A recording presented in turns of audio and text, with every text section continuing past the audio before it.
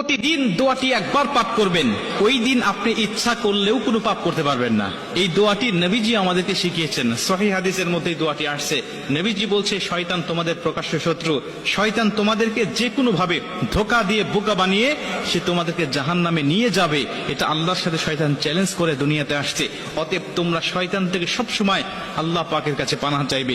বান্দা পানাহ চাইতে দেরি হবে, আল্লাহ পাক শয়তান থেকে ওই বান্দাকে পৃথক করতে দেরি করবে না।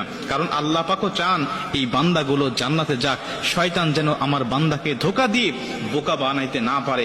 এজন্য আপনি এই দোয়াটি পাঠ করবেন। আবু দাউদ শরীফের বর্ণনায় হযরত আমর ইবনে আস রাদিয়াল্লাহু তাআলা আনহু হাদিসটা বর্ণনা করেছেন।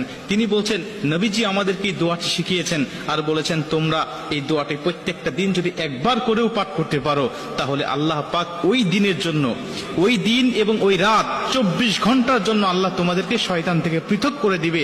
শয়তান ওই দিন ওই দোয়াটা পড়ার সঙ্গে সঙ্গে চিৎকার করে বলতে থাকে যে, তুই আজকে সারা দিনের জন্য, সারা রাত্রির জন্য আমার ওয়াসওয়াসা থেকে তুই দূরে চলে গেলি, আমার এরিয়ার, আমার কন্ট্রোলের বাইরে চলে গেলি, আমি তোকে ইচ্ছা করলেও আর ধোঁকা দিতে পারবো না। এজন্য প্রত্যেকটা মুমিনের উচিত হবে এই দোয়াটি শিখে নেওয়া এবং প্রত্যেকটা দিন একবার হলেও পাঠ করা।